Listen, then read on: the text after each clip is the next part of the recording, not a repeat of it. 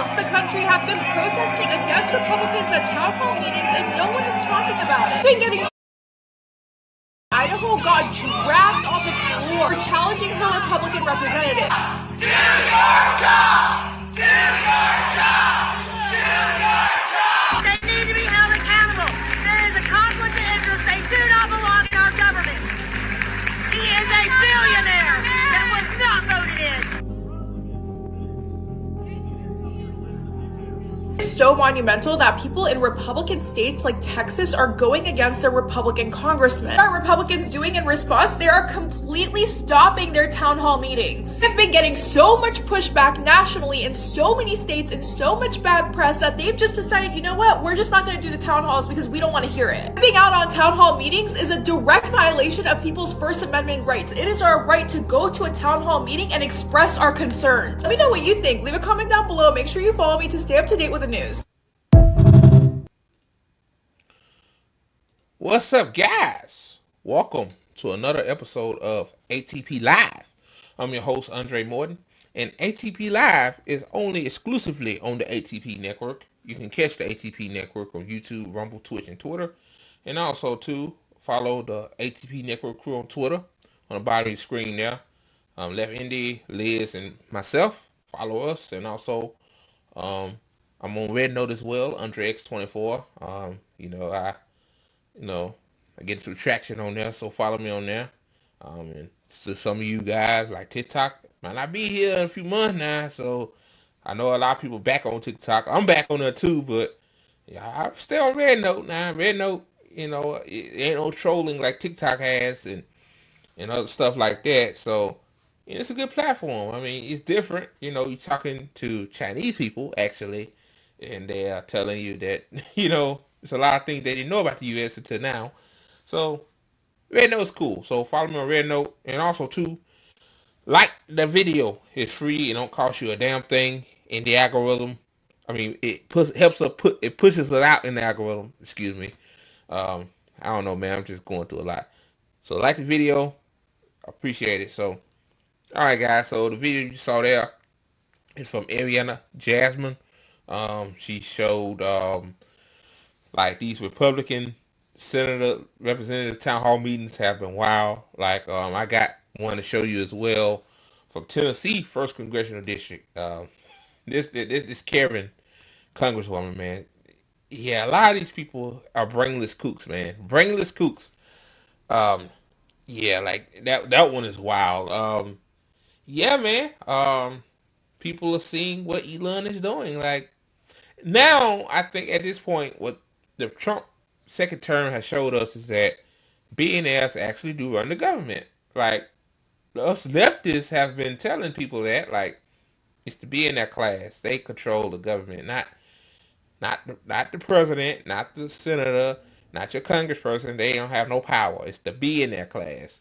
And people look at us like we crazy, but now they see it in 4K. Okay, they see it live. They see it on YouTube, they see it on Twitter, or whatever you go on, like they see what Elon's doing. Like Elon is not an elected official, so why is he cutting federal jobs?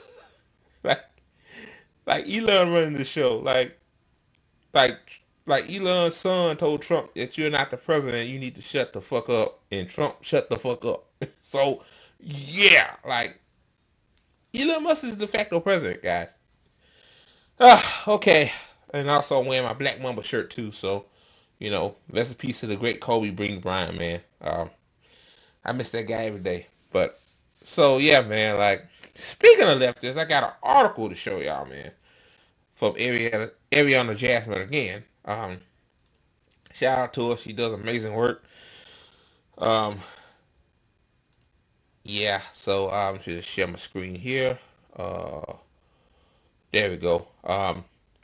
It says leftists need to learn how to celebrate a win, and that's so true, man. Like the Luigi situation, like that brings me back to that in particular. Like, yeah, Luigi wasn't a leftist. People classify him as a class traitor because he's a wealthy dude and all that stuff. But like Luigi even his, his wealth status shows you that the healthcare system was fucked up, and a lot of people waking up to it. I think a lot of people knew that the healthcare system was, the health insurance system was fucked up, but now, like, leftists should have took that energy that Luigi started and continued it, but as the left do, they just question everything, like, just, Luigi might not, he didn't even do it. It wasn't Luigi. It don't matter. It's not about Luigi per se. It's about the message that Luigi sent to Brian Thompson and the whole CEOs of these health insurance companies. Like, take the energy and spread it. I'm gonna read this article, man. It's so good. She says this is like her opinion piece. She said, being a leftist is tiring. You constantly take hits from what seems like every end of the political spectrum. You face governments that are vehemently against your beliefs, in a society that is programmed to believe that leftist ideas could never be implemented, at least not in our lifetime. And, let me say this. Like, see, this is why we are very small as, a section of the political spectrum. The Republicans are like us, right? They think we woke, woke, y'all know what the Republicans think of us. Like, I use the word woke because that's the word they use, The Democrats don't like us either because, we too far left. Like, we way too radical for them. So neither party don't like us. And when we ask for, hey, we need Medicare for all, they always make an excuse to say, what do they always say? Shit, we can't do that. It's too expensive. How are we gonna pay for it? Like, shit like that. So let me continue. We continue reading. She says, I usually give news updates in my Substack, but I woke up feeling drained, tired, and burnt out. As I spent my morning doom scrolling, like I usually do when I have no motivation, I realized something pivotal. Leftists lack the ability to celebrate wins. That part right there, man. Listen, like I'm bringing it back to Luigi again. Like, the left should have took that moment and ran with it.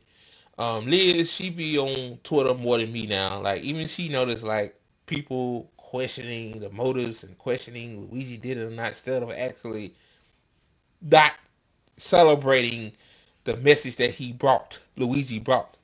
like making that make sense. Like, I still don't understand. Like, maybe I said this before, like, maybe the left is so used to losing.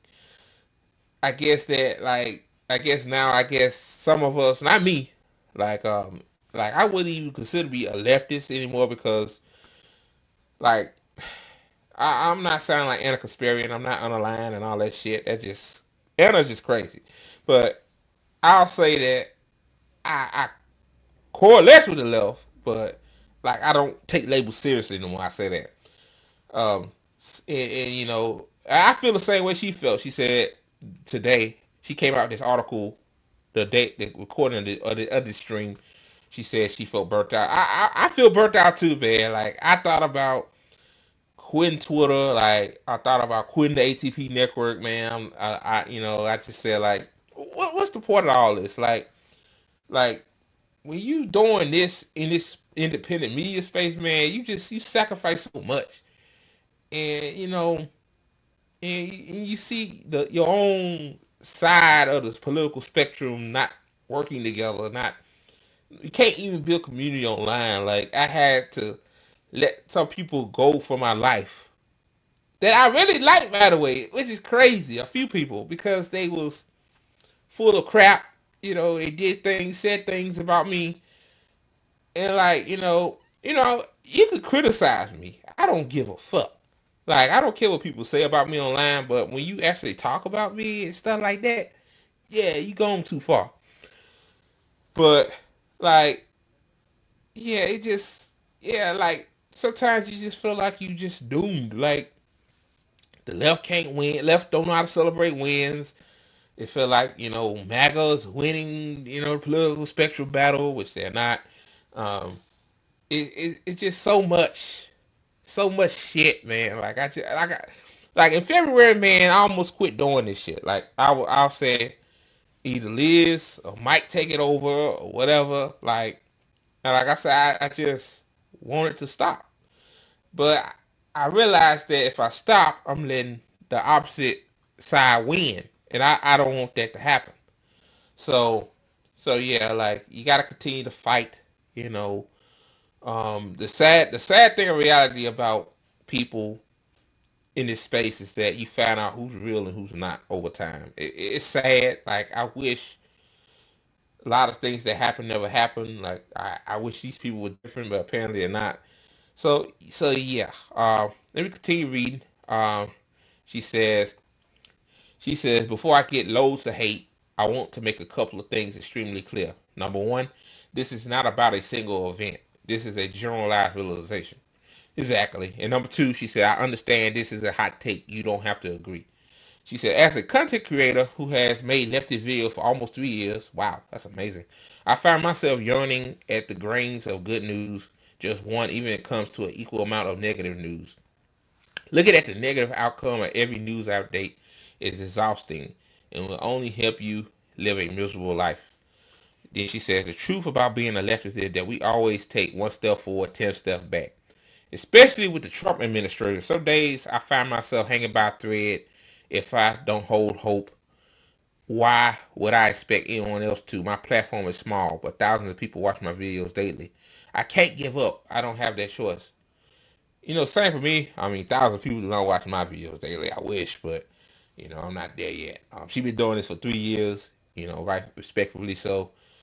Yeah, I feel like that too. When Trump got in there and just, like, you know, like, the whole, like, freezing the federal grants thing and other shit, like, I really, like, it, like, when Trump won on election night, I was like, yeah, it's gonna be another 4 years of stupidity, but is he really gonna, like, implement Project 2025? But now, like, yeah, they actually implemented it earlier. Like, I'm better now. I'm not as doomerism. Like, a lot of people don't even know what doomerism is. It's weird, but you know, yeah, I had a little bit of doomerism myself earlier, like since January, but and I think that's pretty much why my motivation has went down. Like, in February, like I was really in a deep bad place. But yeah, man. Yeah, the left, man. Like we don't know how to take a win and run with it. It's like a win, for example, is like um okay, like the video that I played earlier when she showed Republican town hall meetings getting ambushed by a bunch of unhappy voters. Like the left should take that and put that on every fucking platform, bro. Like on Twitter, YouTube, Instagram, whatever platform, Red Note, like take that run with like, hey, like maybe these people, if they're not extreme right wingers, maybe we could get these people on our side. Like we need to get more people on our side. Like we need to stop being in this kind of like echo chamber type of thing. But let me continue. I'm running off in the mouth. uh, um, she says to stay hopeful, we need to celebrate the wins. It doesn't matter how small they are. It doesn't matter how they might come with negative points. We can acknowledge the news negative points while celebrating the small win, and no one should feel ashamed for that. Yeah, like you know, somebody could say, "Oh, you celebrating that little measly win? Oh no, man, like that ain't nothing." But you got validated, right? If you get my thing is, if you get validated on something, no matter how small the win is, like celebrate it. Hey, your point has been validated, and that's what the right does. The right, no matter if they quote unquote win or not, they take it and run with it. The left don't do that, and I just don't understand why. Um, she continues. This part right here. Wow. She says leftists are known for eating each other alive. Oh Lord, I could talk about that all day. It's how it's been historically. Unlike Republicans who typically align on most views, leftists tend to land on a large array of different opinions and political views. It's easy to look at someone who doesn't precisely politically align with you and point fingers at them. I've seen political content creators on the left do it all the time. Um, yeah, me too, man. It's like the ACP thing, for example. I keep forgetting to switch layouts. Sorry, guys. I'll leave it right here. Like with the ACP thing, man, it's like apparently Nick from RBN invited some ATP, I mean not ATP, Jesus, ACP members, American Communist Party members on his platform, and people lost their shit.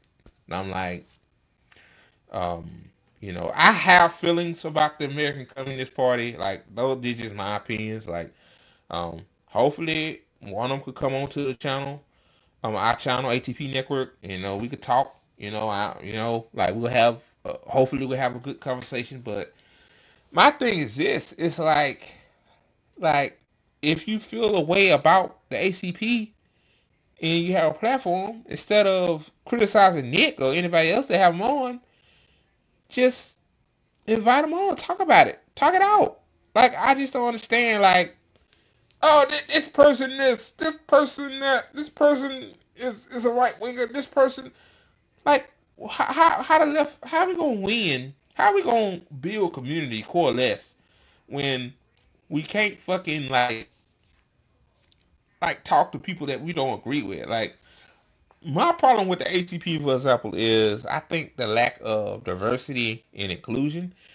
Somebody said the ACP is equivalent to a KKK rally. Like, yeah, I mean, yeah, I get that kind of vibe too. But maybe, hey, you know. But anyway, let me continue. She says, I do not want to sound like the kumbaya type of political analyst commentator, but trust me, it irritates me when political commentators lack nuisance and suggest that everyone should come together and break bread, especially when many people on the other end of the political spectrum are pretty aligned with fascism. No, I won't break bread with someone who doesn't believe in my fundamental human rights, and you shouldn't either.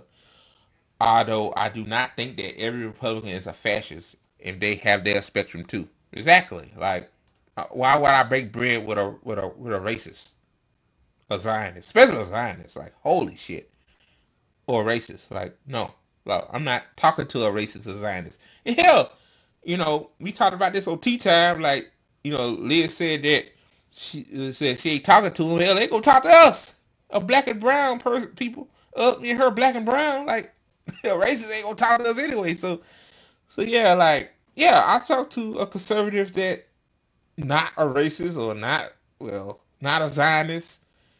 I talk to anybody. I talk to a libertarian. Like, so yeah, that's true. She said, but people who land on the left end of the spectrum, we should at least try our best to get along, collaborate, and celebrate the wins together. Because if we don't have community, if we don't celebrate the victories, if we don't work together, how will we rise above fascism and beat Trump? Now, that part right there, it's not always about beating Trump. See, I disagree with I like Ariana, but I disagree with her a little bit. Like, it's not always about beating Trump. It's about beating the whole entire oligarchy too. Like, I wish he said that. Like, fascism already been here, no matter what, before Trump or after Trump. Like, fascism been here. Yeah, it's Trump is the symptom. See, yeah, he's the symptom, and yeah, like, we gotta beat the whole we gotta tear the whole system down and build a new one. Like, that's why some of us believe in, revolt. So yeah, let me continue. It says, no, I don't like the two-party system, but it's what we are working with right now. Unless someone starts a revolution, it's all we have, as far as the federal political structure. She said, you don't have to agree with me, or you can't agree with parts of what I'm saying. I'm just glad you're still here. Yeah, like, I mean, I hate when people say, like, all we have is the two-party system. I mean, we got the Green Party, we got the PSL Party, we got um some other parties too. I can't think on top of my head. Like we got more than just a two-party system. I think what she's saying is the way. Yeah, she said the way the political structure is set up. It's a two-party system. Like it's fucked up, but I see what she's saying right there. She says being a leftist is undeniably exhausting. The constant pushback from the right in the very systems we aim to change can feel like an endless battle. However, we cannot let ourselves become trapped in a cycle of uh, uh, perpetual struggle without ever acknowledging the victories, no matter how small they seem. She says, our mental well-being and collective resilience must celebrate those wins. To hold on to hope and to find solidarity within our diverse spectrum of belief. Um, we may not always agree on everything, and that's okay. But if we want to move forward and overcome our challenges, we must find ways to unite, support one another, and keep pushing for progress. So yeah, I read the whole article. It wasn't that long. I guess that was on her mind that day, today. So man, like, listen, look, I know I'm not a good example of building, like coming together. In the past, I made videos. I did went on lives, like when people crapped on my name and smeared me. I made videos retaliating towards them, and I should have left it alone, like any reasonable person would have. Like, and these people I thought that I fuck with, like we've been friends and comrades for not a long time, but we just met, and then they just showed their ass. But I should have never let it got on the timeline. I think I regret that.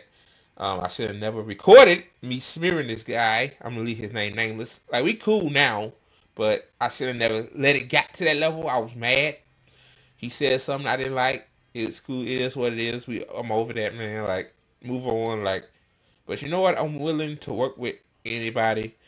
I don't have no grudges. Like, we're so small. The left is so small as it is, and when I see people fighting over Nick having an ACP guest on his fucking channel, like, that shit really, really boggles it really creams my corn, as my mama would say. It really creams my corn, because how we gonna grow as, how we, like the left, like, some of you guys, I know probably not the ones watching, but my thing is, y'all must like be in an echo chamber, man. Like, you got to get out of your comfort zone. Like, like, you got to talk to the people that don't agree with us, man. Like, I'm not saying like talk to a racist. Hell no.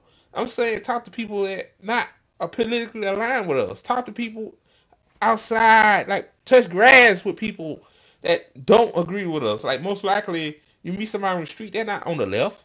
Hell, they probably not political at all. Or maybe they believe in just the way the system works. But like, you gotta talk to people, man. Like, and gotta stop criticizing each other, man.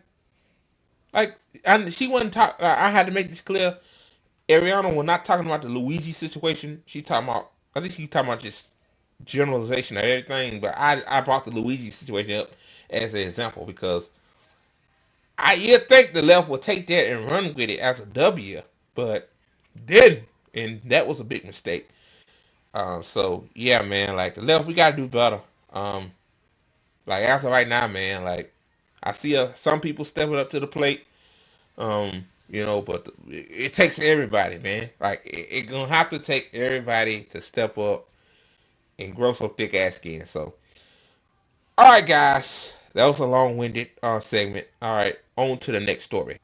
All right, guys, before I get to the next video, be sure to hit the like button. It's free and it don't cost you a thing. So, hit the like button, guys. All right, guys. So, Marjorie Taylor Greene. She got, I think she was talking about herself in this video, man. I really, like, she's talking about her and her colleagues, like y'all know. I'm finna play the video. I'm pretty sure y'all see the title right there on top, but let me play it, man. I ain't gonna play the whole thing, but yeah, Here we go. That is the order tonight from President Trump and Elon Musk. We are learning that the White House is now preparing a memo directing agencies to prepare for mass layoffs. And this memo also orders agencies to submit their, quote, reorganization plans within 2 weeks. This as the White House confirms that Musk will be attending Trump's first cabinet meeting. Just to state the obvious, of course, cabinet members, who have been picked and selected and then vetted by Congress and approved by Congress and confirmed, that's who goes to cabinet meetings, but not in this case. Well, Elon brought his way to a cabinet meeting. Shit, Muskrat, man, in the White House. Hell, you gotta forget Muskrat is the president, so that kind of do make sense. Like, hey, he got to say too. Yeah, my mouth's stuck. Here we go, guys. Obviously, Musk was not elected, not confirmed by the Senate, and does not have a job description. He did, though. Obviously, he is running Doge. He spent about $250 million on the election, and now he will be in that room with Trump's entire cabinet. His agency, Doge, is charged with dismantling and transforming the federal government, shuttering agencies, laying off tens of thousands of workers. And despite the administration's claim that they are being completely transparent here, for the last 36 days, the reality is that Americans have not had any clear idea of the full scope of what's happening, but also even who's technically been administrating it, the administrator of the agency in charge of the day-to-day. This is how the White House press secretary answered those questions at first. But wait. Did Elon say that he's not part of Doge? Did he say that to cover his ass? Because I'm pretty sure, he gonna get away with this. I don't think Elon is going to jail, prison, or whatever. But yeah, that's how you cover your ass. Me, dog? No, I'm not part of Doge. I don't know what that is. But yeah. Ah, boy. All right, here we go. Today. Today's actually a really exciting day because... Who is the Doge administrator? So the president tasked Elon Musk to oversee the Doge effort. There are career officials and there are political appointees who are helping run Doge on a day-to-day basis. Can you tell us who the administrator of Doge is? Again, I've been asked to answer this question. Elon Musk is overseeing Doge. There are no, Elon Musk is a special government employee. How stupid can you be? He's overseeing Doge, so he got to be the administrator. He's the president, though. He ain't the administrator. He's the president. That's what they meant to say, man. Come on, bro. Oh, God. These people are so serious. There are career officials at Doge. There are political appointees at Doge. I'm not going to reveal the name of that individual from this podium.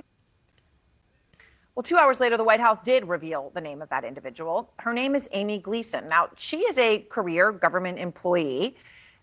That's basically all we know about her. I mean, whatever her role is as day-to-day administrator, you heard what the press secretary just said about who's in charge, because it is very clear who is really in charge here. We will create the new Department of Government Efficiency, headed by a gentleman named Elon Musk. I signed an order creating the Department of Government Efficiency and put Bingo! a man named Elon Musk in charge. All right, so it is what it is when it comes to Musk. That's why he's going to be attending a cabinet meeting tomorrow.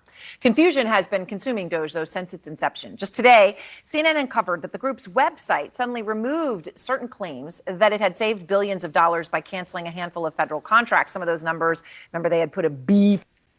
Hey, they need to cancel Elon's federal contracts. That's crazy. You don't want some of the poorest people in our country to have SNAP, but you can get a $8 million a day federal contract for what? I do not know. Is it beneficial to us? I doubt it. But he didn't even build the shit. Engineers built Starlink and Tesla. I just don't. I can't, man. Oh my God. For billion after one instead of an M for million, which completely transformed the number, obviously. And there are a lot of questions about Musk's email, asking federal employees to respond to an email by tonight. asking what they accomplished last week. Can you clarify, hopefully once and for all, what your expectations are with this email to federal employees? What are you going to use that information for? And do you see it as voluntary, like OPM has said, or mandatory? Yeah, well, it's somewhat voluntary, but it's also if you...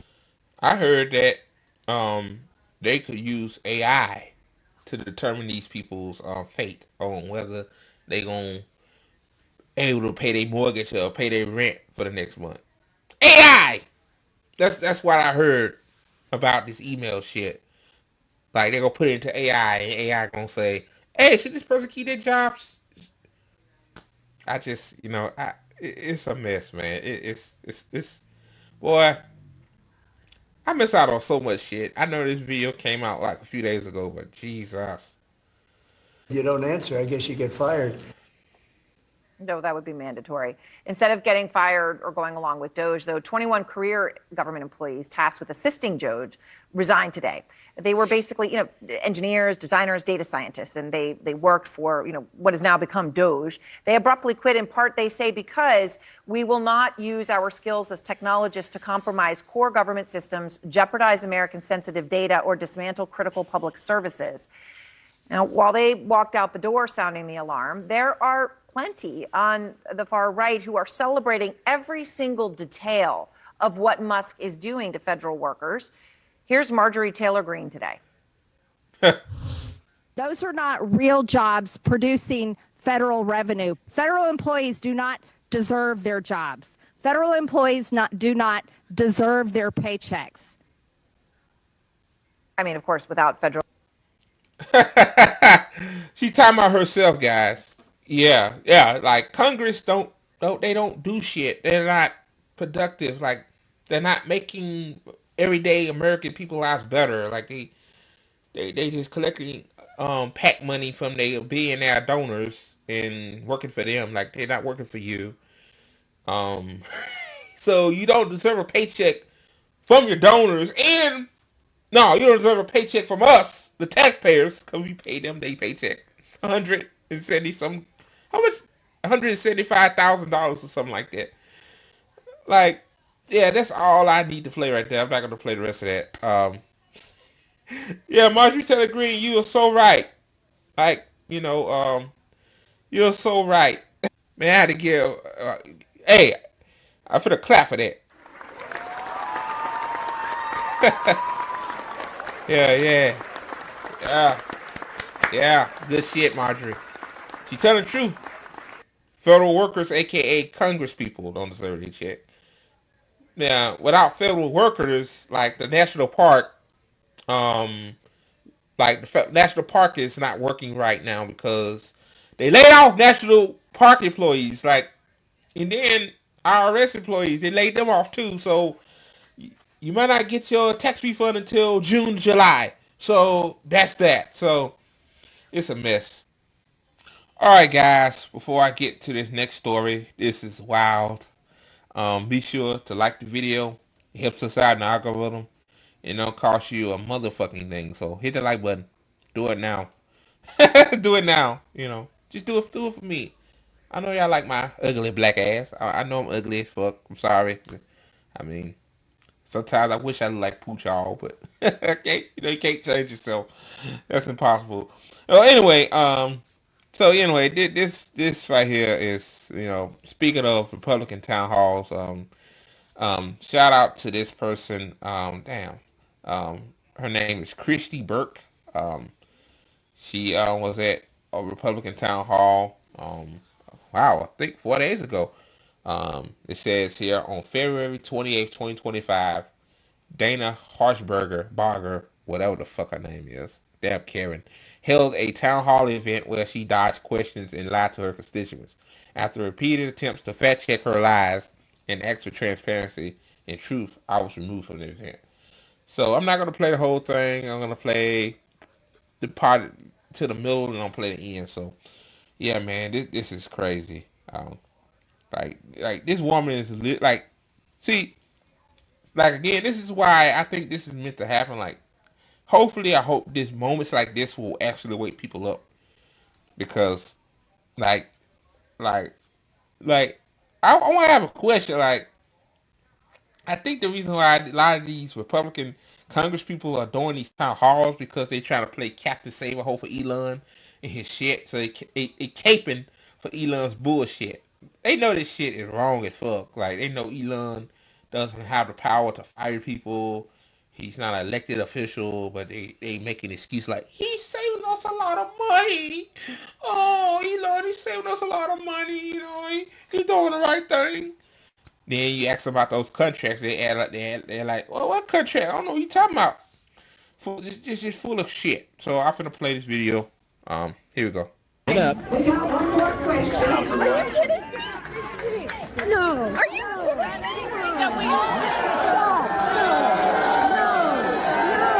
Yeah, she was getting kicked out. It's towards the end though. She didn't do anything. I did nothing wrong. I did nothing wrong. I asked a question. There's been a mandate to the president from the American people. Am I correct? No. Damn. Just back up. There's not a mandate. Damn. This woman got ratio like a motherfucker. People said, no. Hell yeah. And think about it. This is a Republican district, by the way, guys. Like, I'm gonna let it play. It's crazy. By the American people, overwhelmingly 30%. The Congressional Budget Office. You know what it's going to be by 2035? It's going to be $59 trillion. Did I tell you? This woman getting numbers out of her. She getting numbers out of thin air. Oh, it's gonna be 55 trillion.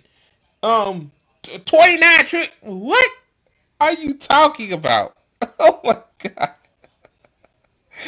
Oh my god, bro. Let me let it play. And I'm not even a minute into this, and I'm already calling her out on her bullshit. I'm gonna let it play, man. Just be fair. Did I tell? Listen. You've got people who pay more taxes. The top 1% of this country pays taxes, more taxes than there's going to be $24.5 billion that we claw back because of tax. That's a lie. A lot of the top 1% don't even pay taxes. What? This woman is lying to these people's faces, and they're not backing down, man. That's what I love about this. Oh God. Tax remittance payments, $10 billion in right-sizing immigration fees on asylum applicants, because these people are coming over the border and claiming asylum, and they are putting the strain on your Medicaid system. You're cutting.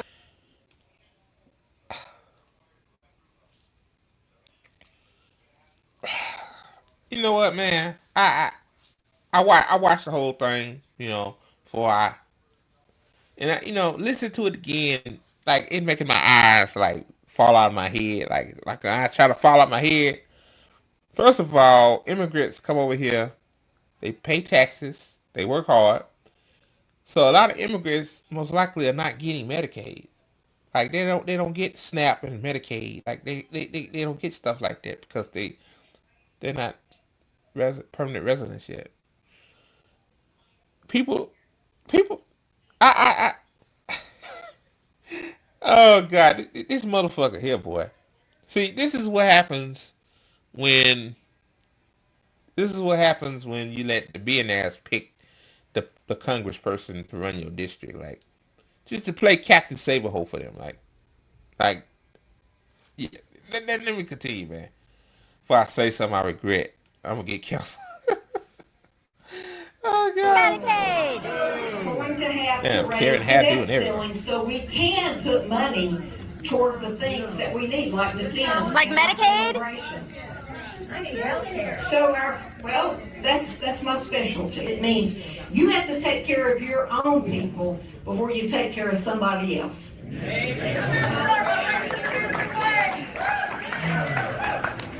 Now,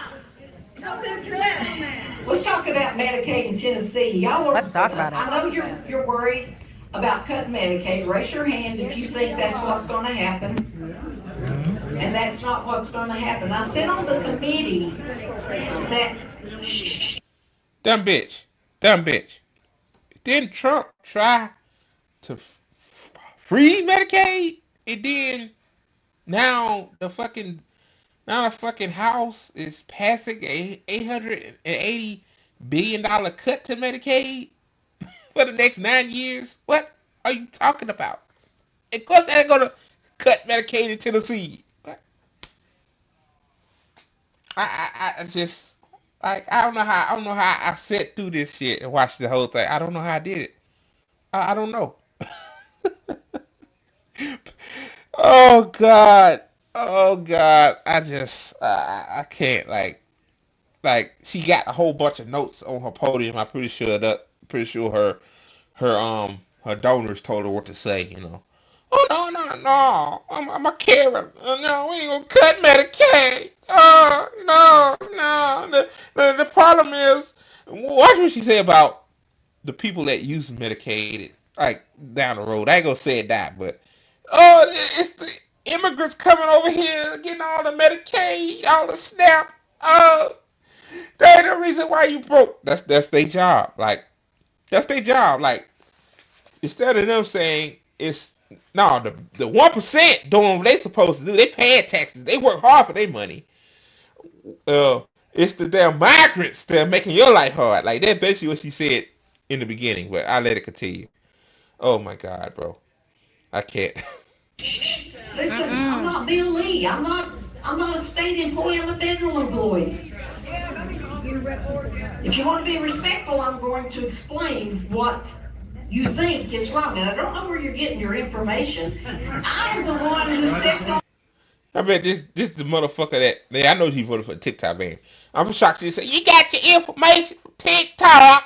You got your information from that damn red note, didn't you? That damn Chinese propaganda. You're a Chinese plant. That's who she is. And she got the Karen hairdo too, man.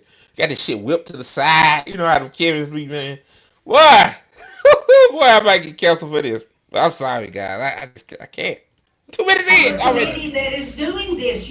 I'm here to tell you exactly how we're going to do this, and I want you to be respectful when I tell you. Is that good enough? Bitch, you're not even respectful to come there and tell the truth that, hey, the government's corrupt. Hey, Elon, we're gonna let Elon loot the treasury. Elon and his being that buddies loot the treasury. We're gonna cut federal workers' jobs. We're gonna cut your Medicaid and fuck you over. Like you literally coming there to gaslight them. They push it back on you, and you getting your feelings hurt. And she got her fifis hurt. You gotta be respectful, you know that damn country ass Tennessee accent. Gotta be respectful, you know, to me. Oh my heart. Oh. Man, I tell you, boy. I tell you. Y'all please don't get offended. Some of my white Tennessee, you know, Southern country ass. Like I like y'all. I just don't like this woman right here. Oh shit. Listen, a lot of people don't have the guts to come out here in front of you. Am I right? Okay. A lot of people have canceled every coffee, or what they call them, whatever they call them, town halls. They've canceled them because people are protesting. People are saying, I don't want to answer those type of questions. Yeah, they canceling them because they're getting called out on their lies. And I'm pretty sure you're not coming back to this district to do another town hall ever again. Like, this is it. Like, because y'all fucking cowards. Like, y'all can't defend what Elon and Trump are doing. Y'all can't do it. Like, people know what's going on now. Like, I think people are waking up more and more. I think we're getting close to some sort of revolt. I don't know what it's going to look like, but we're getting there. Like, y'all trying to play Captain Save-A-Hole for Elon Muskrat. Like, it's not working.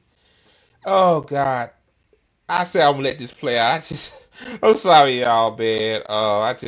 It's just so much. Man, pausing this every few seconds. Oh my God. Questions. I'm here to answer those tough questions and give you the reason and the logic behind those decisions. Do you understand me? Thank you. Okay. Let's do it. Let's do it. See, we can be friends. And Let's I've do it. seen you before and I've talked to you. Look, when you're trying to cut, something that really grabbed my spirit was when I read that by the time my grandsons, who were 8 and 10, are in their 50s, do you know what the national debt would be? $300 trillion. It's unsustainable now. It's unsustainable now, and we're trying to cut. See how this woman lying? Oh God. See how they come up with numbers? Like, shout out to Christy Burke. She put the numbers right there. She said, requiring very wealthy people to pay income tax on their unrealized gains and ended their ability to permanently avoid income tax when they pass appreciated assets to meet his heirs would thus constitute a reasonable reform. It will make the tax code more equitable while raising $500 billion in revenue over 10 years, according to the Treasury Department. So basically, they said, hey, if the top 1% pay their fucking share, and we tax them when their ass is dead, like, it will generate more revenue to prevent the deficit from. Oh my God, bro! Let me let it play. We're trying just to bend that spending curve. People who don't agree are for big government. Is that what I'm hearing? Is that what I'm hearing? I think that's what I'm hearing. We've got to find 1.5 to 2 trillion in cuts. And that, yes, sir, that's what the budget resolution, that's what we've agreed on. And we did have Democrats to vote for that as well. There's just, well, listen to me, that's over 10 years, and you got to take your math, you got to divide. Yeah, because Democrats are just like you guys, like y'all the same wolf in sheep's clothing the Democrats are. So of course they're gonna vote on that. Like Democrats don't care about winning anyway. I think most of their base know that now. I'm just saying, like she's saying that like it's a pride. We got the Democrats on it too. Like y'all the same. Oh God, it's a meme out there, man. I should have shared it. Well, it had, Republican or Democrat. Like, yeah, I can't. I have to show y'all the picture. I will soon, but on Twitter. But yeah, like that's basically what the two-party system is. It's the same party, but placating as opposite sides. God. Yeah, my internet trying to lag again.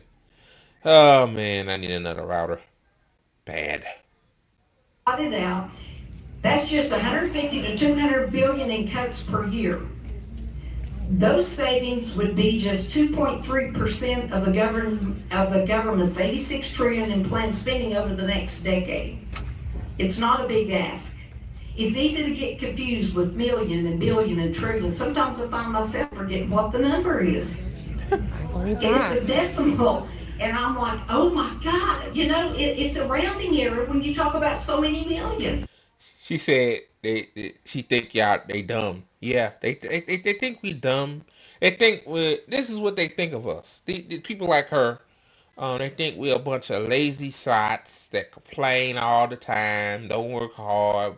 We the reason why we poor. We should rely on, Elon Musk to pay his fair share of taxes so a mom can feed her 2 kids, with food stamps, SNAP or whatever. Like, like blame us. Like, hey, we don't know what we talking about. All that shit we hear on TikTok about, Israel. I'm pretty sure she's Zionist too. But no, man, like. No, that ain't true. Like, y'all making that stuff up. Israel has the right to defend itself. That's who this woman is. Full of shit. I'm 4 minutes in. Good Lord. It's disgusting. It's disgusting. It's bad. Watch what castor oil does to your liver. Even though it sounds like one of those old-timey kind of remedies, castor Elon Musk doesn't get paid. $8 million. $8 million. Elon Musk don't get paid. Oh, I heard that. Right there is on the damn screen too, guys. Look at it. $8 million a day. Oh my God. He get paid $8 million a day. But he said grandma and grandpa don't deserve their social security check. What's a fucking month? Which is inadequate to begin with. Like, there's a lot of old people that's poor because they're on a fixed income. That's why it's called fixed income. Yeah. Oh God. Oh Lord. Elon Musk don't get paid. That's the word of the day. Elon Musk don't get paid, y'all. He worked hard for his money. It's how he became a 400 billionaire. Okay. $1 a day. It's projected to spend over $7 trillion this year. My God. $7 trillion this year. To take you out, I want you to listen and I want to talk to you, but you got to be respectful. But we want the truth. I'm giving you the truth. But you said Elon. Fuck your respect, bitch. Fuck your fucking respect. Musk doesn't make any money from our government. He makes $8 million a day from government. Your district, probably some people probably don't even know what they're gonna eat tonight. And you say, respect me. Fuck your respect. Man, I'm wrong. I'm cutting this mug. Tell you, boy. Contracts, that's not my department, honey. If he has contracts, it's government contracts. Who pays those government contracts? Implemented in place before this year. When you listen to propaganda news and you don't go to the source. Propaganda news. Oh, she's talking about TikTok. She's talking about TikTok. That's propaganda news, guys. Let me ask you something. How many of you belong to a Democratic agency that have paid you to come? None of your business. None of our business.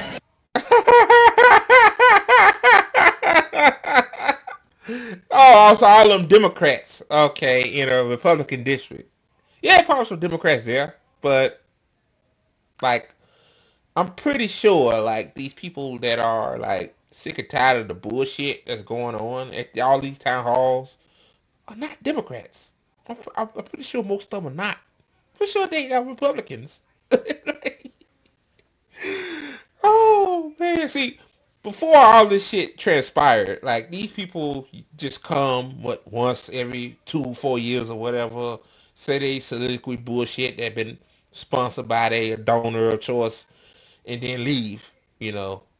But over the last, well, really since the Ukraine-Russia war to now, then the Gaza stuff into now, like the people actually standing up in these town halls have increased. So yeah, like it don't matter if you're a Democrat or Republican, like people are tired of the bullshit. Oh yeah, these are just regular people. These are not radical leftists. I don't think they are extreme right wingers. I don't think they care about I hate to say it like this. I mean, I don't think they hate these people. I don't think they care about what a trans person's doing. I don't think they care about a drag queen doing. Like, they just want to know. They just want their government to be held accountable. Like, that's what I think. Now, I'm just saying. Gotta watch what you say these days, because people take your words and twist them around. That's what I'm just saying. So here we go. Well, where's your sign, okay?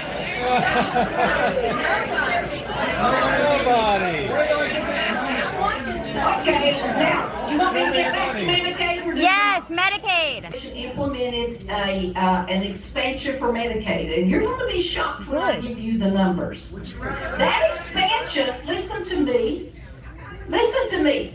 that expansion includes people who are able-bodied and able to work. Prove it. I'm not lying. I'm giving you the truth, ma'am. I will give you the numbers, so you need to hush. Well, if you want to sit here and listen and not be argumentative, these people came to listen and to get to truth. Please, just don't argue. I'm giving you the numbers. If you would just hush up long enough for me to get them to you and write them down. Let me just tell you what Medicaid is intended for. It's intended for pregnant women, for the disabled, and for the elderly. That is all. What about the children?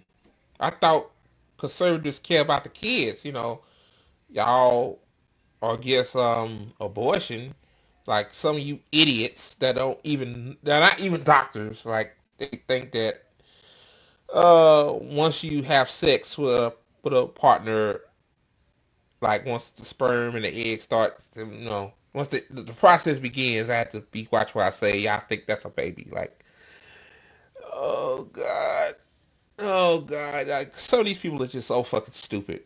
But I ain't gonna get to all the abortion stuff. Now she said pregnant women. I mean, okay, but what about a woman that's not pregnant? Name a woman that's making $20,000 a year that she can't afford to go to the doctor. Like, or she can't afford to get health insurance. Like, about her. Or what about kids? Kids can't work. I mean, I mean, kids need Medicaid. I mean, they gotta, go to the doctor and stuff like that. You want your little kid to be healthy, right? She said if you're able-bodied, you don't deserve Medicaid. Like, the elderly, wow. See, the elderly is these people's biggest base. So I guess, hey, we give them Medicaid, we give them a little bit of, little crumb, but them other motherfuckers, the young folks, them young folks are the problem. They always complaining. So they don't work hard, like the boomers did. But the boomers, like, work the same amount of work hard as us, but they lives were more easier because things wasn't expensive like now. But okay. Like, oh my God, man! I'm shocked. Christy stayed at this town hall long as she did. I think she said it was an hour, but then they kicked her out. But oh my God, bro! Oh Lord, have mercy! Oh Lord, like this is the people that's in our government, man. This Karen right here that thinks she know everything. Like she just pull numbers out of her ass. 89 trillion, we spending on these poor people getting Medicaid in Tennessee because, like, 89 trillion, that's what she would say. Like, we need to take the 89 trillion and get it to Elon and his billionaire on robber barons. I can't, man. I just, oh God, but let me continue. Listen, I'm trying to explain.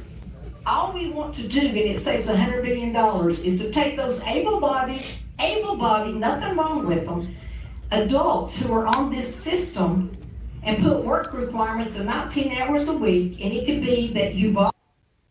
I mean, I'm pretty sure it's work requirements now. Like, in my state, to get food stamps, you have to have a work requirement.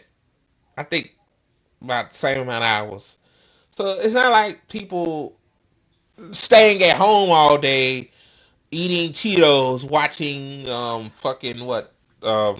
Today Show, got food stamps and Medicaid, like living the lap of luxury. I guess that's what these people think. Like these people living how the hog, as they used to say. I'm like, these people working, bro, 2 or 3 jobs, barely making it. Like they got kids to raise. Like a lot of these people sacrifice and don't eat nothing. They let their kids eat because they can't afford food for themselves. Oh God, this bitch sitting up here behind this podium. People know she's full of shit, saying that if you able-bodied, you need a work requirement. Like,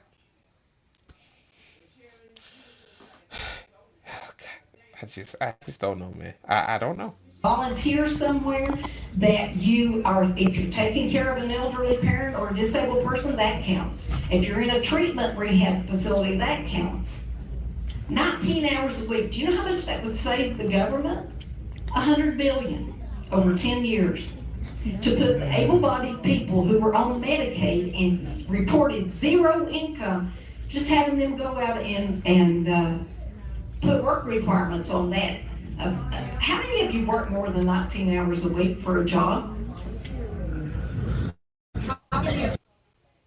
Why is Amazon paying me $63,000 a month? Well, I didn't make this kind of money. Hate these ads. 64% of people on Medicaid are working. A chart, look. But we gotta put more work requirements on something that's already has a work requirement. I'm pretty sure in some states. Oh God. Oh God, like this is. See, they lie. Like people, right? Politicians lie, man. They lie. Look, she got a chart. Pretty sure people that are not working are kids and the elderly, because I believe when you get a certain age, you should stop working. You should live your life. And you're a kid. You're a kid. Like kids should not be working a job. Like this ain't 1924. Oh God. Next, these well, shit in Arkansas, for example, like they that back to the kid labor again, child labor laws. Like we're going back in time, bro. We're going back into like the 20th, early 20th century. Like it's crazy, bro. All right, man. You cannot, if you do not qualify for Medicaid, why do we even have Obamacare? That's for the people that cannot get insurance. So you've got these people on Medicaid, and it's costing the federal. Actually, Obamacare had a Medicaid expansion in it. Now, Obamacare still ain't good because, like, it's still tied to the private venom of the health insurance, but again, it's like, God. Oh God, oh God. Let it continue. Let it play for a while. Federal government, even with the Medicaid reforms on fraud, waste, and abuse, listen to me. Don't touch me. Not one person will be taken off Medicaid, and you can say what you want, not one. They will put per capita caps on the Medicaid that you're getting now based on the inflation index, and you send it to the state and you block grant that. And you better pray to God that your state knows how to do math. Not one person is taken off of Medicaid with this program, and you can save $800. And of course the police, yeah. Of course the police gonna laugh. The police don't give a shit anyway. Like it ain't nothing new. $80 billion just to send it back to the states and let them implement the program. Not one person, and it wouldn't be up to the federal government anyway. They don't throw you off Medicaid. That's the state. Elon or what have you. I've got, how many calls and how many pieces of email, and you have no idea. Get rid of the bomb. Get rid of the musketeers. Do this. Do that. Do it. I'm like, listen to me. We have to start somewhere in saving our country for our grandchildren. Healthcare. Well, listen. Was Hillary Clinton alive? Yeah. This bitch said Elon's gonna save our country for our grandchildren. Like, bitch, you motherfuckers don't even believe in climate change. Y'all think climate change is a hoax? Your grandchildren might even have a goddamn planet. Mess with you, old motherfuckers. Y'all be this old Karen bitch be dead. Watch what I say. She will perish away. But when she perish away, hell, the world might be gone. Like. Oh God. Oh God. Elon's gonna save us, guys. According to her, like Elon's gonna save us. Then she's gonna bring up Hillary Clinton. But yeah, Hillary Clinton was Secretary of State, but she still had to get confirmed. Confirmed. Like when you confirm, you part of the. That's a bad example right there. I guess trying to trigger the libs. I guess you think there's liberals in this audience here. I guess he's trying to trigger them with that. Like, what? What? Elected to be Secretary of State? No. She was not. She was appointed. She was appointed by the Senate.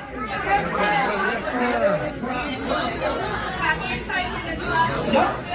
Go on these trips. Elon Musk has something to do with that. He's just doing his job and putting people in place in these federal agencies to look out for your money. Look out for our money. Look out for our money. What? Ah, shit. Yeah. You mean he wants to cut money from everybody and give all the money to himself. That's what he wants to do. I came here for me to answer your damn questions. And to tell the truth. And to tell the truth. We came for the truth. Forgive me for saying that bad word, but you know what? There's a point in time when, there's a point in time when I'm trying to be respectful for you, and I'm trying to give you the facts. I've always done this. Point time. You know how them old folk be. I told you. Y'all keep fucking with me. That's what she doing. Like, y'all fucking with me now. Ain't coming back here no more. Yeah. Like, yeah, I'm pretty sure Tennessee 1st District will probably prosper without the existence of Diana Harshbarger. Harshbarger, yeah, that's a perfect name. That's a good name for that bitch. Harshbarger. Lying burger. I've never shirked my duty as a congresswoman. I get in front of you no matter what audience, whether it's hostile, whether it's friendly. I'm here to answer those questions, and you have to listen to me. What? You have to listen to us too. I had to listen to you. But the people that's in the audience pay your paycheck, Diana. Like, you gotta listen to them. They're telling you, like, hey, we don't like what Elon doing. You need to do something about it. And tell the real truth about Medicaid. Like, and you telling them they have to listen to you? Oh, no. It don't go that way. See, y'all motherfuckers, so a lot of people power. You can tell this bitch power hungry. See, she sound egotistical, like, I'm trying to help y'all out. And then she gonna say, a lot of other people cancel their dang town hall because of you liberals taking over these meetings. That's what she really saying. Like, what the hell she thinks she is? Like, you a public servant, bitch. Not the other way around. Like, you listen to the people that voted for your ass. Oh my God, bro. Oh. Oh my God. You can formulate a question that you can ask me. We got questions. All right, what time is it, Patty? What time is it? All right, let's do this. We're going to open it for questions, but you cannot shout over one another or I won't pick you. I will not pick you. So, you got a microphone? I want some questions like, ask me what we're doing with the budget. Okay. All right, guys, I'm the word. Yesterday, you posted a video on Facebook in which you said, well, this is normal. This is what companies do. They downsize, and this is how they do it. And I worked in industry, and I know this is not how companies do it. Yeah, that's right. Yeah. That's right. They're using a chainsaw. That's right. They follow the law. That's right. They don't fire the easiest people to fire just because they're easy to fire. Well, there's a lot of downsizing go on in companies, just like Charles said, that you don't want these people to lose their job. But I can tell you they'll repurpose these people, and that's what I've been told. That's one of my questions. That's one of my... Yeah, you're going to fire the federal workers, and where these people going to go? That's my question. Like, y'all going to pay their rent? Y'all going to get them some kind of system? Like, people losing their jobs, bro. A lot of people leaving their small towns in rural America to go to D.C. and these other major cities, and they realize that, hey, they don't have no job. And a lot of these people are probationary employees too. Like, that's really who they cutting. Oh God. But let me continue. Good question by that lady though. Good question. My primary questions to the president. I have called repeatedly. I would like to ask you, do you have confidence in what Elon Musk is doing? Going into our databases in Washington. Do you have confidence? See? Like this guy has access to our bank account numbers, our social security numbers. Like, that's scary, bro. You let this damn monkey looking psycho rat and his goon ass kooks that suck his ball sack take over our, like, control, put our information to private servers. Like, yeah, I'll be worried. I was you, man. I'll be worried. Like, oh God. Well, let me tell you, let me give you the truth about that. They have, the people that Elon Musk has chosen to go in and just do forensic audits I told you this before, you can believe me or not, and I verified this, they have gone through background checks, they're not taking your information and putting it on the World Wide Web. How do we know? So everybody can see it. How do we know? How do we know? You don't see that. That's a lie. What? If you are against Musk doing that, Look, this is what we're exposing. The only way you would know any of this is if they went if we didn't have those young people going in and looking at these line item numbers. Yes, ma'am. I have confidence that they are doing it the right way.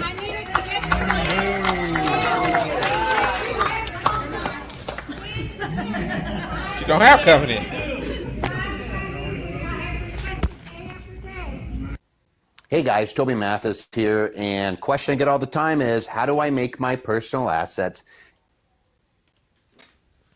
Don't have confidence. Saying that my personal information and everyone else in this room should ask for such a letter. I want it signed.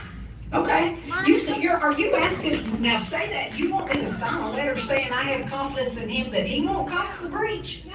Look, you can't even be sure that your information's not going to be breached when you go to the grocery store. Okay, I know where you're coming from. That's the stupidest answer. That right there, that's the whole video. Breach at the grocery store. Yeah, I'll give my bank account number, my social security number in the grocery store. What? That don't make any sense whatsoever. Jesus. And I have confidence. Okay, I got you. And I have confidence, honey. All right. Who's the next question? I wondered how you felt about President Trump pardoning the January 6th rioters. That's right. Committed crimes, especially those against. Now I'm gonna skip this because yeah. I really don't. I'm gonna skip this part, guys.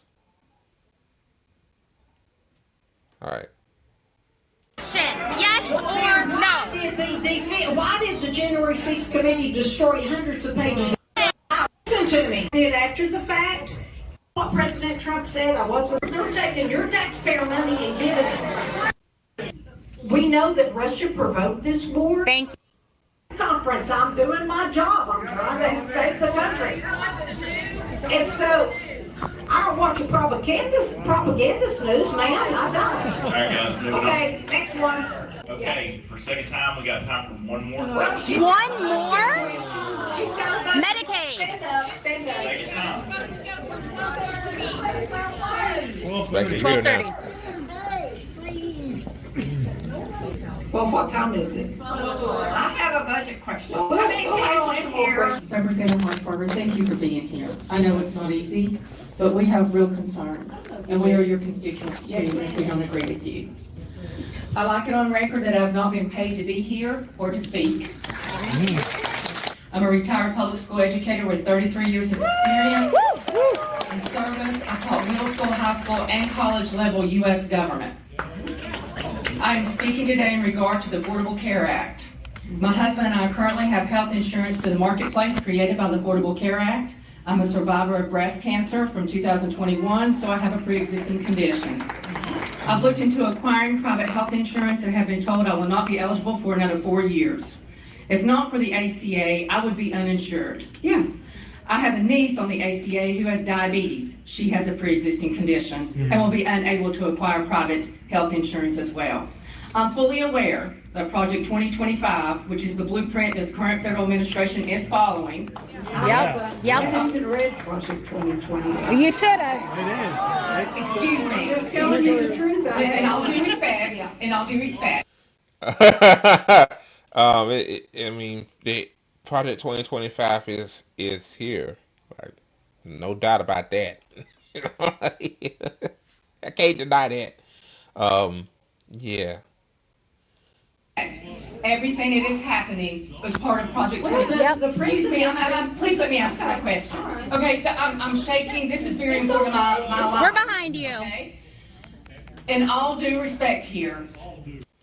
Like, this woman is totally scared. Like, bro, like, if they get rid of the ACA, like, and, you know, she's uninsured, and, you know, she can't get on insurance because, you know, before the ACA had a provision where if you have a pre-existing condition, you can get on health insurance, which is crazy. Like, even before then, wow. But yeah, I'm gonna play a little bit more, than I'm done. Yeah. Wow. Project 2025 is happening before our eyes. Yes, it is. Okay? Yes, it Whether is. you have read it or not. Yes, it is. Okay, then maybe you should, because that is what is happening. So Yes. tell me what they're Here's my question. Okay. You should know. Okay, I came here to sit in line for this. Okay. I need to know where you stand on this issue. According to 2025, Project 2025, there'll either be the elimination of the ACA or extreme restructuring. I will be unable to get insurance. This is a personal issue for me. Yeah. I need to know, and I hope people are recording this because I'm going to keep you to your word what you say Yes. on this. Because we are in a situation where, excuse me, our representatives and our Senate so close between Democrats and Republicans, it will only take a few of you to be brave enough to stand up. Woo! Yeah. That's right. That's right. This is what I understand, and I have not read 2025, and the president disavowed 2025. I will read that. We're never going to get rid of all the Obamacare. We just won't, because that's a safety net program. She said all of Obamacare. So they want to gut it. They want to gut it. We ain't going to get rid of all of it. Why you say it like that? Like, you got to pay attention to words, guys. If she said we are never going to get rid of Obamacare, that's one thing. But we're not going to get rid of all of it. Yeah. That's why when we talk about Medicaid, you're not going to, you're just going to get rid of the fraud, waste, and abuse. It's going We to come have up. to have. It's going to be voted on. Where Hang on. do you stand? Wait, listen to me. I'm trying to explain. I need to know. You're not going to go without insurance. There's going to be a safety net program. She didn't answer the woman's question. All the woman asked, where you stand on it. You know, Project 2025 wants to get rid of it. Part of Project 2025. The part that said, yeah, they want to get rid of the ACA. And she basically going to ring around the rosy with it. Oh my God. Poor woman, man. I really hope. Because I don't know what the president's finally going to say, but we know that there are millions of people. When I went to Congress, they offered Obamacare to me. And now there's millions of Americans who have pre-existing. That bitch lying. They ain't offer you no damn Obamacare. They give you gold-plated health care. AmeriCare. I think it's called AmeriCare. I think it is. Like, you get gold-plated health care in your Congress. See, stop lying. Like, you lying. Like, come on, bro. Oh, my God. Existing conditions. This was the whole premise. I understand all that. I need to know where you stand. We Are you going to fight for it There's for going us? to have to be a safety net program for people like Are you going to support Yes, of course. Listen, I'm on the committee that will make these choices. A safety net program? Yeah. A safety net program is Medicare for all. So you said it's gonna be a safety net program down then. So you for Medicare for all, right? Shit. That woman looking at her crazy. All this socialism. That's the devil. She's that type of people. Committee cutting Medicaid. Man, you don't have to worry. There's going to be a safety net program. I don't know why. But are you going to fight for it? Yes, I just told you. Yeah, it's almost like you think I'm the devil or the cartel and I'm the enemy. I am not. You the devil. Yeah. You the oligarchy that donates to you the devil. You the devil. Yeah. You people are the devil. You people. It ain't you. It ain't you're the facade. It's the oligarchy. It's the top 1%. That's the devil. So I have to say it like that. You know, it usually point fingers at you because you're not doing shit to improve that woman's life. Like the woman is scared she gonna be uninsured, which, you know, I mean, like God forbid, you know, like she had cancer, breast cancer, if it comes back and she don't have any insurance, like you fucked. Like my mama, for example, like yeah, she had colon cancer, and God forbid if they cut Medicare, for example, like I'd be nervous about that. Oh jeez, almost done, guys. Almost done.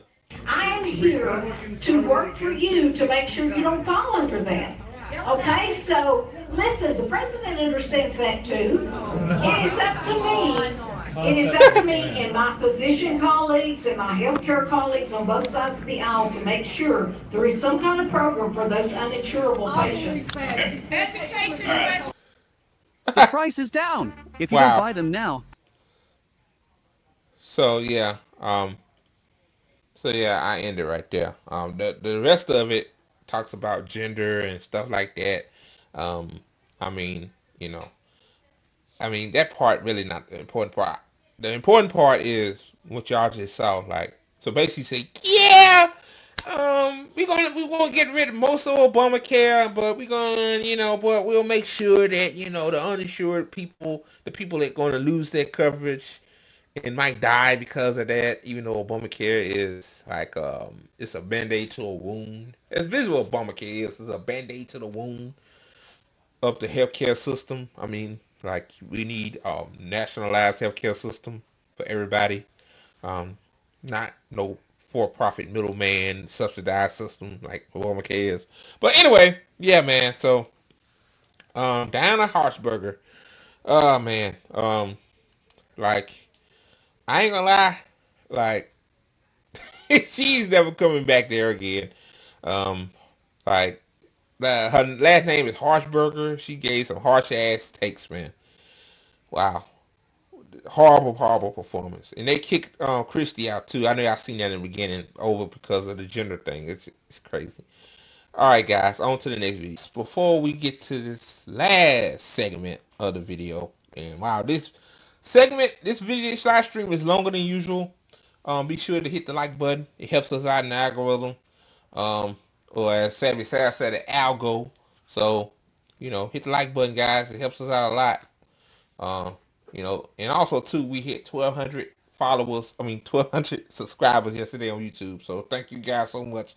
If you're watching on YouTube, for following my black ass. I mean, and you know, and the other crew too. Okay, we get about Mike and Liz and Travis. You know, we working hard. You know, so yeah. Joy Reid. You know, at one point I say, yeah, I don't like Joy Reid like that. I think she's, you know, a token a Negro, but you know what, they fire her over Israel. You know, she was calling out Israel, which, you know, I had to look back at it, and the takes were mild criticisms of Israel. Like, she really didn't go all in. Like she, you know, she's on MSNBC, but you know, I don't feel bad for Joy Reid firing. I don't. You know, after this video I watched right here, the person right there is Vicky Dillard. She's part of the African Dysphoria channel, which has over 1 million subscribers on YouTube. So go subscribe to them. I covered a couple of their videos in the past, but this right here, man, wow, man. You know, like people like Joy Reid and Roland Martin and these other token Negroes that, you know, the Democratic Party pushes out. Yeah, you know, it's crazy thing is, you know, Roland Martin is not on, you know, he's not on primetime TV anymore. Joy Reid fired. You know, especially Joy Reid in this instance, like she got what's coming for her. So I'm finna play this, and I'm not gonna play the whole thing out. I'm gonna skip, but yeah, like wow. Vicky Dillard shut down Joy Reid right here, man. I'll tell you that. Here we go. because y'all know we don't play the very long clips here. We try to respect our platforms and stuff like that and get to the point. But I want you to get ready to prepare yourself to watch this brief clip. Are you ready? I hope I haven't missed anyone. It's just my heart is so full. I'm trying to get through it. But everyone who took the time on a Sunday when it was not a regular call to get on this call, I can't even begin. As you can imagine, I have been through every emotion over the past several days. Tasha knows, she's been on the calls with me for some of them. You know, Angela Shirley knows. Carrie Champion's been on with me. Alicia Guards. I've just been talking to we call ourselves our machetes. I've been talking to so many people, but I've been through every emotion from, anger, rage, disappointment, hurt, feeling that, guilt, that I let my team lose their jobs. But in the end, where I really land and where I've landed on today is just gratitude, just pure gratitude, and gratitude not just because people would take the time to get on a call like this, or to take care of me, but also that my show had value, and that. That what I was doing. Yeah. Stop crying, all them fake tears. My show had value. Oh my God. Oh God. I lost everything. Oh please. Oh jeez. Get out of here. Had value. And value. And in the end, I'm sorry, I try not to cry on TV. And I say this is kind of like me on TV, so I apologize. And then it mattered. I see Karen is there, and she's been texting me as well. And so what I will just say is that in the end, thank you. Where I land is that the moment of guilt that I felt, that I went hard on so many issues, whether it was the Black Lives Matter issues of a young baby or a mom or dad that was killed, or when we opened up people's eyes to the fact that Asian Americans were being targeted, and not just Black folks, or went hard for immigrants who've done nothing but come to this country like my parents did and try to make a life and defended them, or whether we've talked about what the president is doing that is subversive to the Constitution, that is injurious to our liberty, defending books that people find inconvenient, that Nicole Hannah-Jones put into our spirit, that we need to understand 1619 as the real founding of this country, whether it's talking about any of these issues, and yes, whether it's talking about Gaza and the fact that we as the American people have a right to. Yeah, I'm gonna fast forward because he continues, but yeah, you talked about Gaza until the last minute. Yeah, like you talked about Gaza since October 7th. You probably didn't even know what's going on in Gaza and Israel before October 7th because you're like everybody else, distant from it. So, all right, guys, now let me fast forward to 1240. This is when things get dicey here. There's one single video that's responsible for leading over 2,000 Christian men to permanently quitting the P word. Oh, God.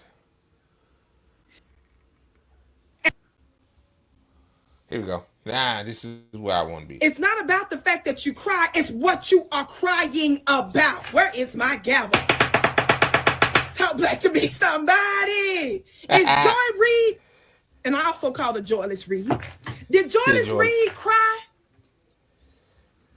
because the Democrat Party refused to give us reparations? Did Joyless Reid cry when the Democrats set up out of Chicago, for example? There are many other places of sabotage by the Democrat Party, their most loyal base after 60 years of voting for them. When the Biden administration was in office and Joy Reid still had her show, did Joy Reid cry about the fact that they pushed for a crime bill and successfully got one for the AAPI community and then redirected money, $50 million just to their community? Money that was already in the government, and the Democrats did that? Yeah. Yeah. Yeah. No, she didn't cry. She defended Biden. She was a Biden defender. You know, that's crazy. Joy Reid is the type of person to defend the Democrats from not doing reparations. Like that's what Joy Reid is, man. Oh my God, bro. But let her continue. She cooking, boy. I'm gonna let her cook. Let Vicky Dillard cook. And they rejected of doing the same thing for us. Did she cry over that? Did Joy cry when they tried to institute stuff online to silence our voices? Did Joy Reid cry when some of us, like myself, was targeted by a so-called fact-checking group? And they put my name in there to misrepresent me and didn't reach out to me to come after me? Did Joy Reid cry over that? Did Joy Reid cry over the fact that her network, how many of y'all saw my broadcast that I did here a couple of years ago on how Tiffany Cross says tried to come for me slick wise? How many of y'all saw that? Google it. Y'all see it right here in the search engine. Right here on this network. How many of y'all? You know, it's funny though. It's like Tiffany Cross isn't on TV no more. Joy Reid not on TV no more, and they slander Vicky Dillard's name. It just, yeah, like, boy, that karma, boy, it comes hard and fast, boy. And y'all won't forget too. Shout out to Savvy Sav. She the first one that brought this up. Did y'all know that Joy Reid smeared Brianna Joy Gray, like blacklisted her for coming on to MSNBC and shit like that? I didn't even know that. Like, yeah, like, I was kind of like feeling bad for Joy Reid a little bit. My dumb ass. Like, this is why you need to do your research, guys. Like, because, yeah, she talked about Gaza a little bit. Okay, like, you didn't go in hard like we do, like the other people do. Oh God. I'm gonna let her continue. Like, she smeared Brianna Joy Gray. Like, that right there, man. And Brianna Joy Gray was working with the Bernie Sanders campaign as part of the Democratic Party. So, okay, let me continue. Outside of the broadcast, where Jamil Hill called herself trying to come for me. She worked for ESPN before they let her go unceremoniously. That's crazy. All of them got. How many of you all saw the back-to-back broadcast that we did on Angela Rye when she was dogging us, dogging people that we love and appreciate, and she crying a river because CNN and stuff, and nobody cares for them, and nobody is coming for them anymore. All of her hopes and dreams of going back on mainstream media and getting into the White House as an aide to Capitol Hill, her dreams were dashed. And she cried and cried and cried and cried some more, and said that she didn't get and her colleague told me he didn't get out the bed for days. And she said she was getting up in the middle of the night screaming randomly, 1, 2, 3, 4 o'clock in the morning. No, I'm not exaggerating. How many of y'all saw the broadcast we did here, family? Damn, I need to see that. Why am I bringing that up? The whole time they had those positions, they mocked us. They worked to silence us. They pushed for policies that they know because we use. You know what? Let me say this. It's like, I'm not religious no more, but when I was growing up, this term always been said a lot. Like, they said God will make your enemy your footstool. Like, see, those black women, by the way, were her enemies. See, her channel is successful on YouTube. She got over 1.85 million subscribers. So, like, it's not the ATP network channel. It's not really small like us. It's not no other rinky dink random YouTube channel. Like, this is a major player here in the independent media. Now, all of them losers don't have jobs on the big stage anymore. Like, people don't watch cable TV anymore anyway. But they crying about losing their jobs and all that stuff. Wow. They were making fun of her, smearing her, and all them motherfuckers lost their jobs. Boy, that's so true right there, man. Wow. Make your enemy your footstool every time. Wow. Alternative media, they were pushing for policies that would censor us so that we would not continue to be a competitor to their voices. How many of you all know that the statistics? Yeah, that too. Yeah. Like, I'm pretty sure at that time they're saying, damn, this Vicky Dillard woman, she's speaking truth to power, where they pay me a lot of money to fucking lie and gaslight to my audience. Like, yeah, they're trying to censor, not me, that I'm irrelevant, but platforms like her. Yeah, and look what they are now. So, yeah. And the statisticians and the demographers show that more and more folks are trusting us, listening to us, and that the cable news networks and legacy media is losing authority and power. Yes? Yep. And I wasn't pretty sure that legacy media played a big part of why YouTube algorithm is tailored towards, when you look up news, you always see a CNN clip or MSNBC clip or Fox News clip. But still, like, people are choosing to watch independent media. Like, you can tweak all the algorithms you want, but at the end of the day, like, people tired of hearing State Department talking points. Like, I want to hear somebody that's raw and uncut. I know you can't be raw and uncut on YouTube anymore, but at least you're able to speak your mind. Like, you don't have a teleprompter in front of you. Like, you behind a camera. Yeah, you got a microphone. Yeah, your camera quality is crap like mine. My camera quality is horrible, but yeah, I need to get another camera. But I'm just saying, like, yeah, people like that. People like when you, like me. I might suck at podcasting. I'm not good as Liz and Mike, but at least I'm speaking my mind. So yeah, and Vicky Dillard definitely speaking her mind. And now those losers that smeared her are basically without a job legacy media wise, and Vicky Dillard winning. So, boy.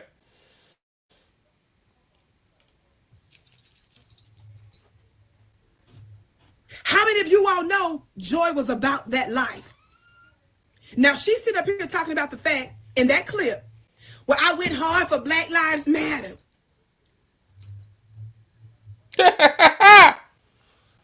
I know that's bullshit. She said that she discussed and she does not apologize. What else did she say? For standing up for the LGBTQ community. She said she does not apologize for standing up on behalf of immigrants who just come here to this country for X, Y, and Z. Family, with her arrogant self, they still chose to silence the very large Black grassroots voice and those that represent them like us, like voices like mine that have been doing this for years, and that did it in my own unusual way when the rest of the world mocked me. Joy's buddies, her network, which I brought up a minute ago, MSNBC. How many of you all know that before they fired Tiffany Cross a couple of years ago, that network, MSNBC, specifically her show, Tiffany, she specifically called out one of our Black grassroots voices and told their audience not to listen to us. I gotta see what I'm saying? Karma is a biatch. Boy, that karma come hard and fast. Don't listen to your own people speaking truth to power. Black people, man, we do it to ourselves, man. Like, that's a Black person told people not to listen to another Black voice. Instead of Tiffany Cross using her platform to uplift Black voices, these people rather smear people that actually do something that they can't do, because you on cable news, you read a script basically. It's like watching a TV show, like yeah. Let me continue. Let me let her cook. emphasize that because I'm trying to get y'all to understand. Joy is crying because she wants us to feel bad because she feels like her voice, her show has been stopped. Meanwhile, she was willfully, knowingly, and intentionally working to sabotage, silence, prevent, frustrate, fall, and stop and demolish our voices, which were your voices. Yeah. Did Joy Reid bring on anybody like a Vicky Dillard? Hell no. We're looking for homeowners with invalid state. Hell no. Shit. Hell no. She would not bring on Vicky Dillard. Vicky Dillard would shut shit down. To test our new 24-hour bathroom remodel service. Sorry for the ads, guys. I don't know what these pop up randomly now.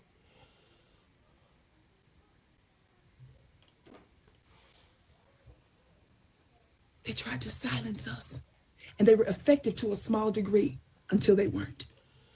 Until we continued to do what we continue to do. Somebody was talking about me the other day,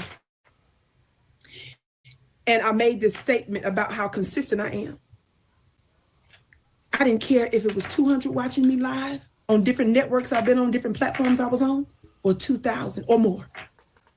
I didn't care if a video this day got 2,000 or a video the next day got 200,000 or 20 or 20,000. I continued to be consistent with getting out the word, the information, the knowledge to my people. And over time, the very people that was mocking Vicky Dillard, even when I was in the hospital for some procedures, I even went live a few times in my hospital gown. Y'all, that was crazy. Wow. Some of you all was mocking me saying, look at Vicky's fat face. Not knowing that I was sitting here dealing with a serious illness related to my organs and was shot up with all kinds of medicines from the doctor's office, including steroids, prescriptions, biologics, and a whole bunch of other stuff so they could help get my body under control. And I was still going live. I ended up finally upgrading to a different... All right, guys. I'm finna fast forward to a few minutes. Yeah. See, when you're down, people always say shit about you. That's people for you. Of them all. The biggest boulets of them all. The biggest shuckers and jivers of them all. All right. After they officially helped Biden get into office, remember they started ignoring Reid Sharpton. Remember they started ignoring the Urban League. Do y'all remember that? They started ignoring all the black boule type and so-called civil rights groups. What happened? How many of y'all remember Reverend Al Sharpton and them exposed them on their platforms? And that forced Joe Biden and Kamala Harris to answer their calls. Because remember, they came out and said, they're not even answering our calls no more. So what did he do? What did Kamala Harris do? They were forced to meet with them by Zoom. Remember that? Zoom. Oh, yeah. I'm finna play a Zoom meeting. Hold on. Joe Biden admitted something. And the media tried to spin it. They tried to say, well, he didn't mean it like that, or it was out of context. No, baby. Did Joy Reid cry? Speaking of that, I'm finna play that right now. I got it right here. I got it ready for y'all, man. Doing the damn thing. Got it for y'all. Hold on. Let me switch my screen right quick. Hold on. Oh, yeah, baby. I got receipts. This is exactly what Joe Biden said. Here we go. Win is to go after hate with hate. We have to convince people. We have to move them. Move them. And one of the overwhelming reasons I won, by the way, is because we took on racism in suburbia. White women overwhelmingly voted with me, and black women were the two places where it was overwhelming because we spoke to those concerns. And Vanita, you know what I'm talking about. You and I have talked before. I don't carry around a stamp on my head saying progressive and I'm AOC, but I have more of a record of getting things done in the United States Congress than anybody you know. Anybody you know of getting things accomplished. And that sounds so self-serving. I know that. But this is going to really be hard. This is going to really, really, really be hard. And let me conclude and turn it over to Kamala, who says, what the hell am I doing with this guy right now? But all kidding aside, I've known you my whole life, most of you. I've worked with you my whole life, most of you. I've been around doing this for a long, long time. I don't always get it right, but I always take responsibility. When I get it wrong, I acknowledge I got it wrong. But my overarching objective, if we cannot make significant progress on racial equity, this country is doomed. It is doomed, not just because of African Americans, but because by 2040, this country is going to be minority white European. You hear me? Minority white European. You hear what he said? You hear what he said? Oh my God. But Joe Biden is not a racist though. Okay.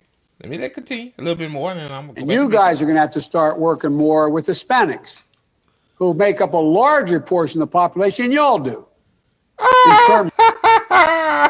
Oh God. Y'all hear this? They being quiet as fuck too. Yes, sir. Yes, sir, Mr. Biden. Yes, sir. Yes, sir. Yes, sir. We gotta work with the Hispanics. Man. The raw numbers. We're going to have to be working with a whole group of people that, in fact, are the single most diverse democracy in American history and anywhere in the world. And we got to figure out how to unify this country. And you've been the leaders of being able to do that. Not a joke. And so there's some things that I'm going to be able to do by executive order. And I'm not going to hesitate to do it. But what I'm not going to... All right, guys. So you heard that. Wild. It's totally wild. But back to Vicky Dillard. Finna her cook some more. Oh, my God. Oh, Lordy. All right, guys. Back to Vicky Dillard. All right. Had to play for content. And did Reid do any broadcast on the fact that Joe Biden said that America is doomed, not only because of black folks? And then he said that because white folks in America are getting ready to be the minority here come 2040, that they're also doomed? Did Joy cry when he said that? Did she cry when he said, and y'all gonna have to work with the Hispanics? As soon as he said that, mainstream media went out to try to put out little stuff online to say, well, it's out of context. He was making a larger point. No. Did Joy cover that? Racist. Did Joy do back-to-back broadcasts and cry when Joe Biden said that we ain't black if we don't vote for him? And then she sit up here talking about she spoke up for Gaza. I'm not going to get off into all that, but tell the truth. She wasn't even talking about them folks in Gaza until the last minute. It got so out. Exactly. Yeah, like I realized that towards the end of Biden's presidency, or towards till the ceasefire, she started talking about Gaza. Like, in his mouth, like you didn't go in hard enough. Like, if you're gonna talk about Gaza, it's a very serious topic like that, you need to at least go in on all of the points. Like, don't go in on some of them. You know what I mean? But yeah, I realized that. You know, I'm about to give Joy Reid credit for that. No, you don't get no credit for me, especially after you smeared one of our lefty comrades, Bree. Oh hell no!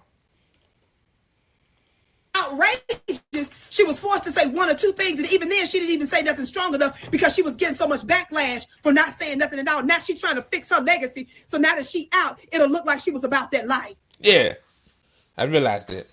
I stayed on top of you for years because she worked tirelessly and relentlessly.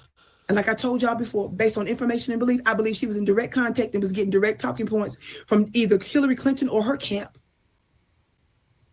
to make sure that the stuff that she was saying was always making sure that it would undermine and silence basically what we're doing by pushing whatever the hell it was that the Clintons and the Democrat Party told her to push. Oh, yeah. Before I end my time here, I'm going to give you a couple of things of why this is important. There's so much I could say, and I very likely will do. All right, guys, I'm going to skip now to the last segment. It's not a day. It's a season. Against us. And go. Now the chickens have come home to roost. Quickly, I have this article up here. When I'm talking about that these are the voices of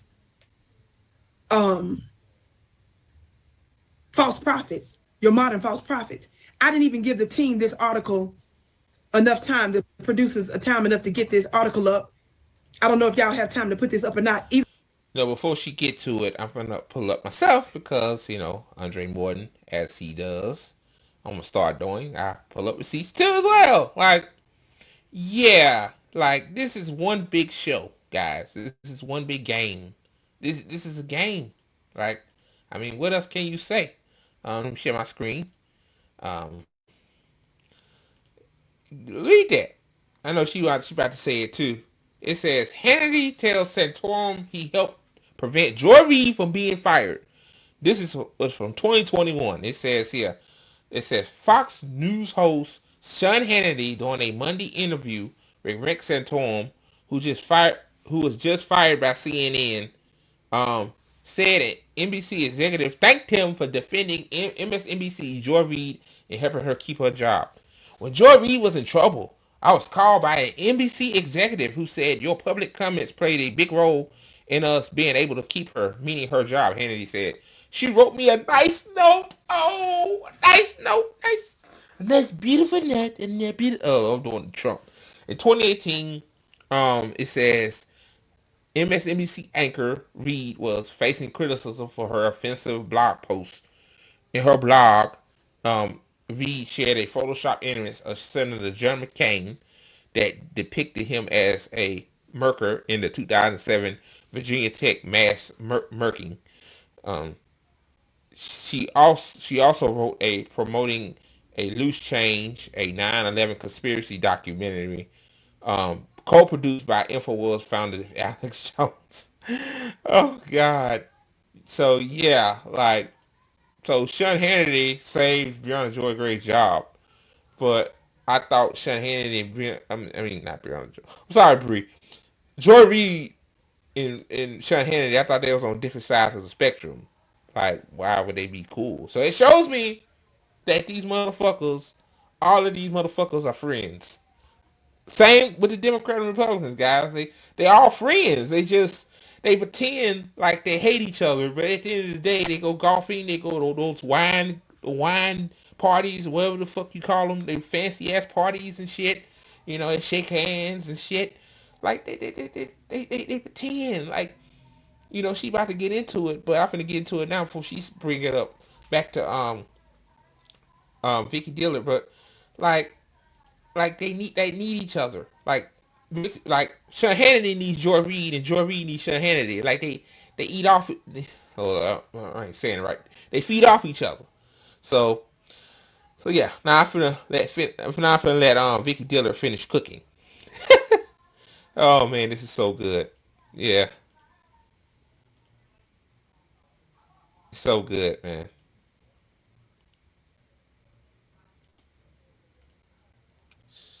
Either way, this is the article that I discussed several times. What's this article? This headline, family, is from 2021. This headline says, Hannity tells Santorum he helped prevent Joy Reid from being fired. I know y'all said, Vicky, I know you ain't talking about Fox News, Hannity. I know you're not talking about Rick Santorum, the political guy and the guy that's on CNN and stuff. Yes. Why in the world would Fox News come out and do something of the sort?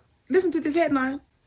I don't have time to show it to you, but just so you know, I'm not lying to you, because I know everybody, you know, on this network, they do everything professional, baby, and everything. So I don't have the article to put up. I want you all to look it up when you get a chance. This particular article I'm reading from is from The Hill. Headline, Hannity tells Santorum he helped prevent Joy Reid from being fired. This is from 2021. I've been talking about this for years. I use this article as just one example of the fact that I knew they was going to get rid of her to supplement what I was always saying, and I was prophesying to her early on that they was going to let her go. She was just a tool for them to use. What does it say?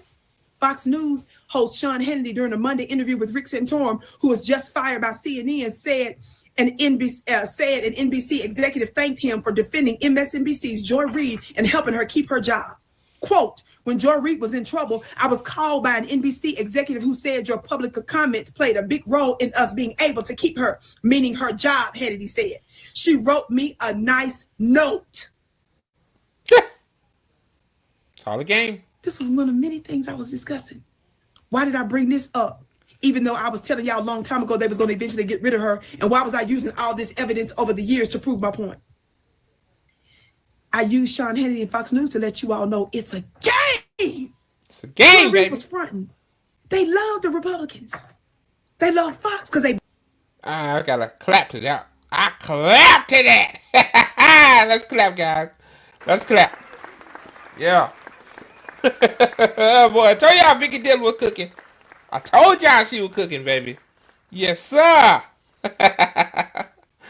Oh, man. It's a game. Like, I mean, us leftists been telling y'all this. Like, y'all actually think that these motherfuckers hate each other? Like, they need each other. Like, yeah. Like, do y'all know Democrats and Republicans have the same donors? Like, that right there should tell you, like, Facebook donate to Republican politicians. They donate to Democratic politicians. Like, along, you know, Facebook, you know, yeah. Like, that's a good example. Like, come on. bounce off of each other. Do you all know that that's how ratings work? Do you all know that Fox News' rating is higher because they're more effective in placating the needs of their very biased and anti-black audience? But they got to have a black face in order to be effective and keep attacking them. So one of the reasons why Sean Hannity of Fox News was fighting to keep Joy, because he needed a face to keep punching at for his audience. When you look at the multi-trillion-dollar war bill that your government can't account for the last several audits, both sides are for it. Both sides are against you getting reparations, black family. Yes, sir. They want you to pretend like there's a major difference between the two parties. Shit. They'll disagree on one thing or another, so that when in fact it's really controlled opposition. Yes. They give you the appearance. I grew up in Mississippi, and on the weekends, my grandparents and some of my family used to watch, what is it called? WWF? WWF. Now, when I was real young, like 5, 6, 7, that I didn't know that at that age that it was really fake. Talk black to me, somebody. My granddaddy would be sitting there, talk black to me, somebody. My mama would watch. My grandmama, y'all ain't hearing me today. The whole family was sitting there watching WW. I didn't know till about some years later. Oh, this ain't real.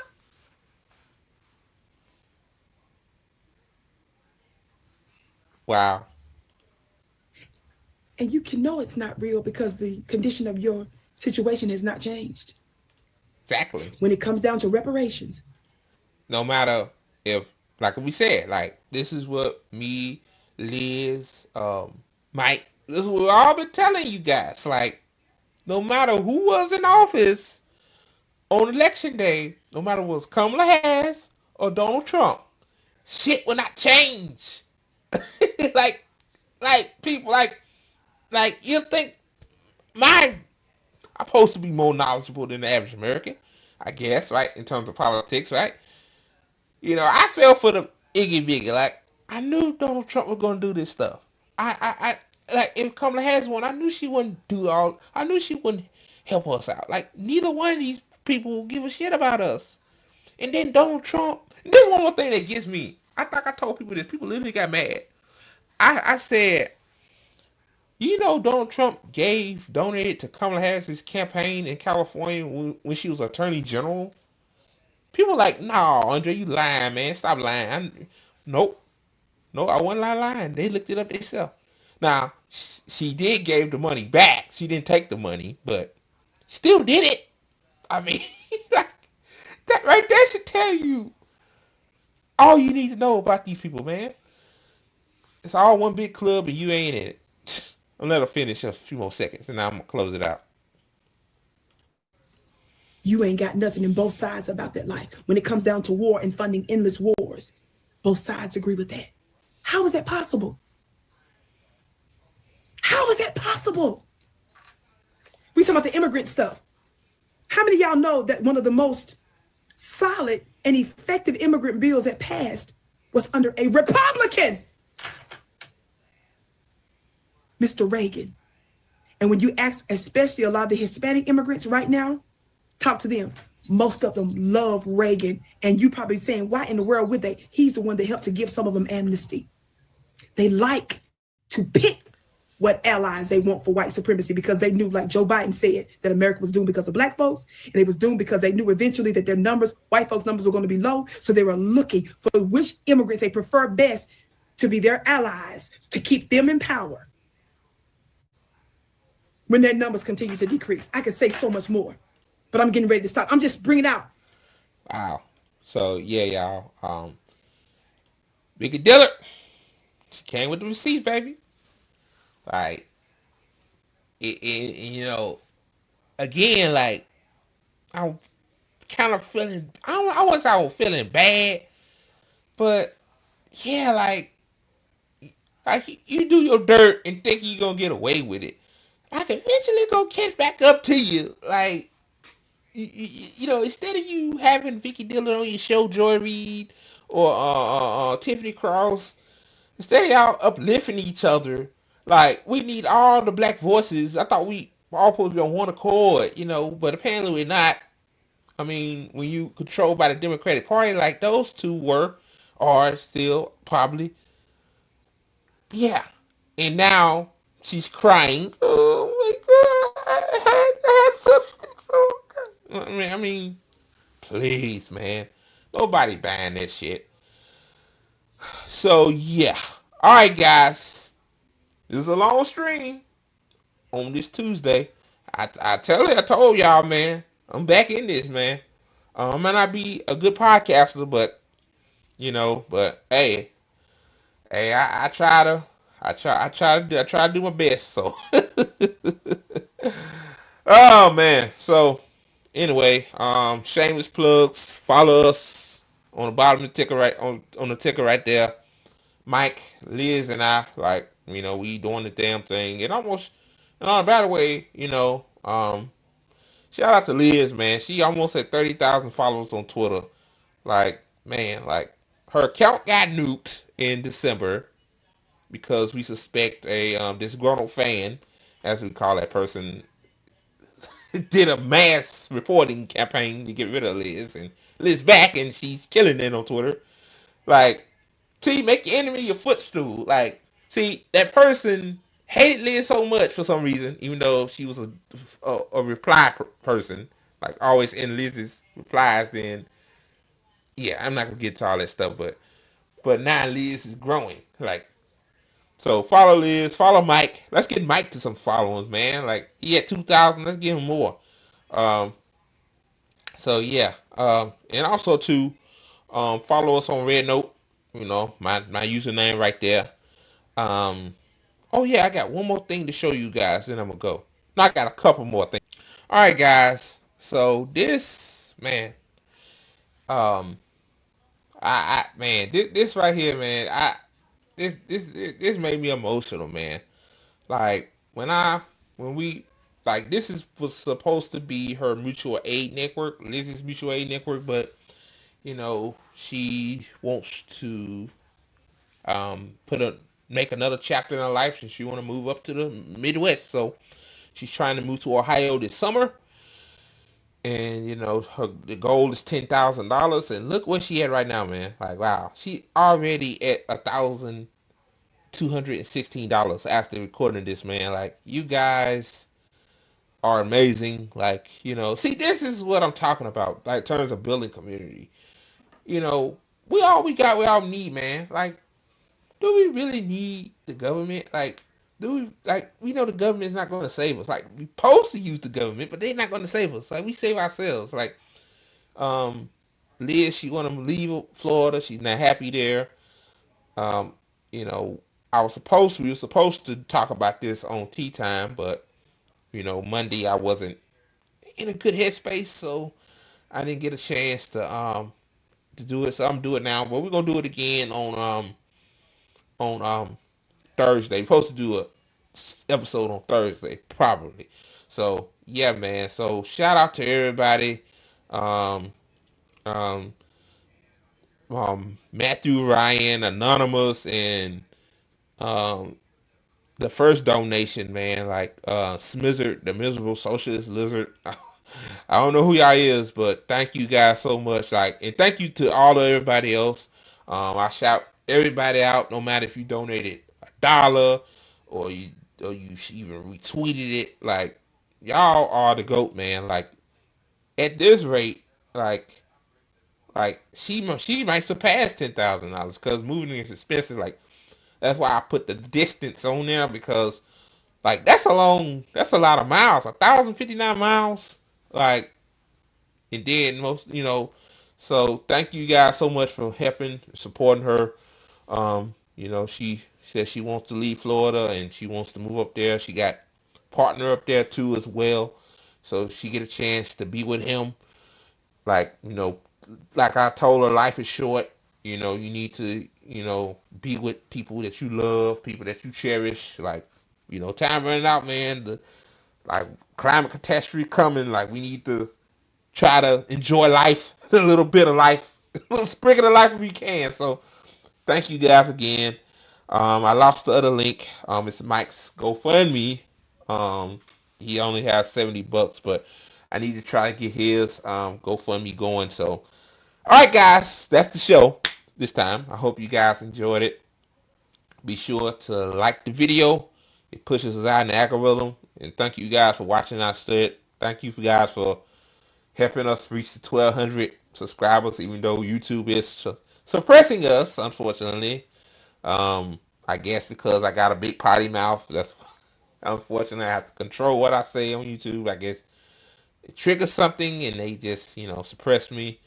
I'm getting suppressed on Twitter too as well, but I can't control that. The reason why I'm getting suppressed is because of my pro-Israel rhetoric and also me calling out Elon Musk on the platform.